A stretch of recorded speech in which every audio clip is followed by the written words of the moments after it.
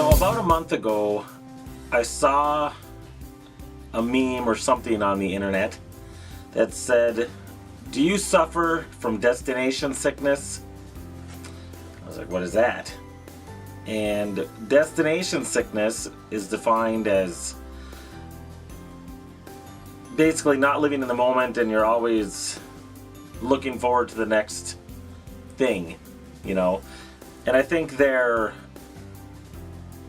a problem that they were trying to address is, are you living in the moment, or are you always focusing on the future? And I will tell you, for me, I do deal with destination sickness.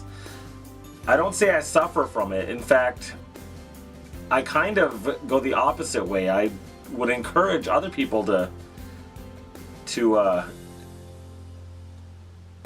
maybe get some destination sickness.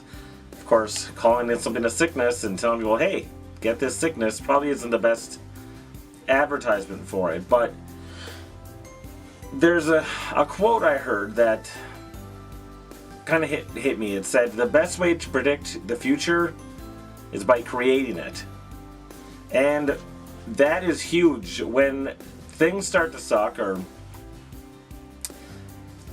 you know, it gets harder to, like, okay, deal with going to work, coming home, going to work, coming home, you know, have a couple days off on the weekend and go right back to work. So one thing I want to remind you of is that you have the ability to create your own future, and that is so empowering. It's one of the facts of life is that we can do nothing, not one thing, to change the past. But the future is a big blank slate. And I encourage everyone to start focusing on, what do you want, even if it seems impossible. Think about it. Just think, like, well, just sometimes you have to trick yourself. Say, well, if I did imagine a bright future, what would it look like? You know, sometimes we become afraid to dream because we're like, yeah, I might want to do that. I might want to go to Hawaii, but how am I going to afford it? And again, if I have one consistent message, it is that you come up with the what, and the how is none of your business. You'll get to that later. You know, there's no way to even necessarily, the how is such it's a convoluted thing. It's going to change. There's no way to predict the how necessarily. You just come up with the what, and if the what is strong enough, the how will happen automatically. So think about what kind of a future you want to create. You have that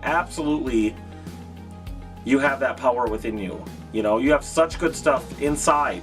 Just that focus it, man. I always talk about the first step. My book is based on first step. I call myself the first steps expert, because I really feel that that's my niche. Is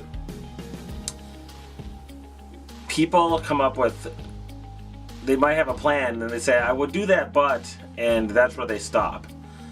And I really want to explore the obstacles and say, dude, just get going. You're not going to be great when you start, but you got to start in order to be great. I mean, I'll be saying these things over and over and over because I need to hear them. That saying, we teach that which we need the most.